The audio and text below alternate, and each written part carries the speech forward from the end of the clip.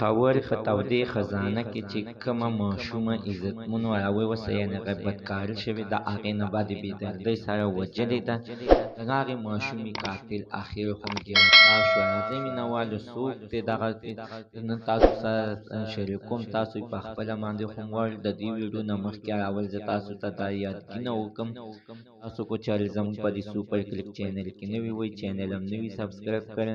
مهرباني وکړئ تاسو زموږ د سوپر کلیک چینل د سره سبسکرایب کړئ خوا کې ورسره ګټلئ چې هر یوه نوې معلوماتي ویډیو تاسو ته په اسانۍ باندې درو. عزتمنو وسته ورځ دغه شانتې ظلمونه کېږي چې تېره ورځ دغه شانتې په پېښور په خزانې علاقه کې یوه ماشومه چې عمر یې 6 کاله و او پاس د مومندو نه راکوز شوي وو چې عزتمنو مور او پلار د دغې دپاره راکوز شوي چې موږ درته کې سهولت راشي او بچو باندې تعلیم وکړم او ښه راحته زندګي تېره کړم خو عزتمنو چا ظالمانو دې ته پرې نه ښودلو.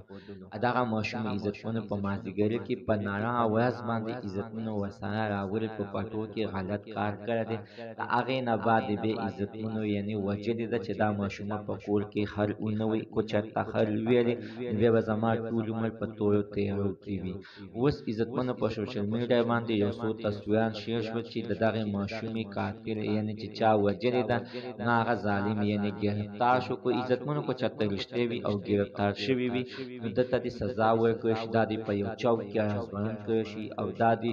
دته دې هغه خپله سزا ورکړی شي نو هغه عبرتناکه سزا دې دته ورکړی چې سبا بل کس همداسې ونه کړي. که چېرته کې دروغ وي نو الله تعالی دې غیبانه دغه قاتل ته دې ورسي او دغه قاتل عزتمنو ګرفتار کړی شي او دغه ته د این خپله سزا ورکړی شي.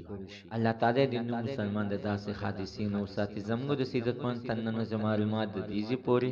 د نوي معلومات لپاره د سره زموږ د سوپر کلیک چینل د سره سبسکرایب کړئ خوا کې ورسره ګټلئ چې هر یوه نوې معلوماتي ویډیو تاسو ته په اسانۍ باندې در ورسي.